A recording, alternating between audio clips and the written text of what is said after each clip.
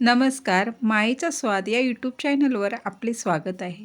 आज मी तुम्हाला काळ्या वाटाण्याची आमटी दाखवत आहे। काळ्या वाटाण्याच्या आमटीसाठी आपण पहिल्यांदा कुकरला वाटाणे वाफवून घ्यायचे। वाटाणे वाफेपर्यंत आपण वाटणाची तयारी करूया। वाटणासाठी ओले खोबरे, लसूण, आलं, कांदा आणि सुके खोबरे थोडेसे घ्यायचे। हे सर्व चांगलं खरपूस भाजून घ्यायचे। पहिल्यांदा मग नंतर आलं लसूण हे पहिल्यांदा घालायचं, तेलामध्ये चांगले परतून घ्यायचं आणि त्यानंतर कांदा घालायचा।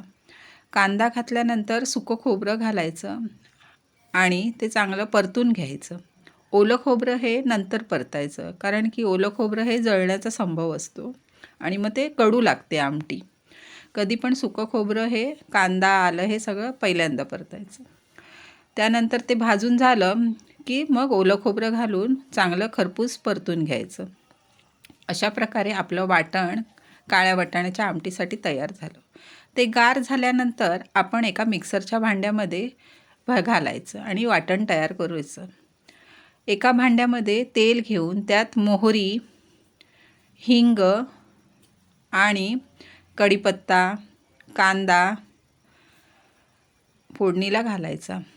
चांगला कांदा परतल्यानंतर कांदा आणि कढीपत्ता परतल्यानंतर त्यात टॅमॅटो घालायचा आणि टॅमॅटो पण चांगला परतून घ्यायचा। मऊसर होईपर्यंत टॅमॅटो चांगला परतून घ्यायचा। टॅमॅटो परतल्यानंतर कांदा ही फोडणी झाल्यानंतर आपण त्यामध्ये मसाले घालूया। हळद, तिखट, गरम मसाला, धणे, जिरे पावडर असे आणि मसाले असे घालायचे। मीठ घालायचं प्रमाणानुसार। जेवढी आपली आमटी आहे त्या प्रमाणात मसाले आणि मिठाचं प्रमाण आपण ठरवायचं आणि ते चांगलं मऊसूत करून घ्यायचं। तेल सुटेपर्यंत मसाला हे सगळं परतून घ्यायचं। त्यानंतर मिक्सरमधलं वाटण त्यामध्ये घालून चांगलं परतवायचं। परतल्यानंतर तेल सुटेपर्यंत वाटण परतल्यानंतर आपण कुकरमध्ये वाफवलेले वाटाणे त्यामध्ये घालायचं आणि ते पण चांगले ढवळून घ्यायचं। ढवळल्यानंतर दाट पातळ आपल्याला जेवढं आमटी हवी त्यानुसार पाणी घालायचं आणि एक छानपैकी आपली अशी आमटी उकळी द्यायची। उकळी दिल्यानंतर चांगली खमंग अशी आपली आमटी तयार झाली।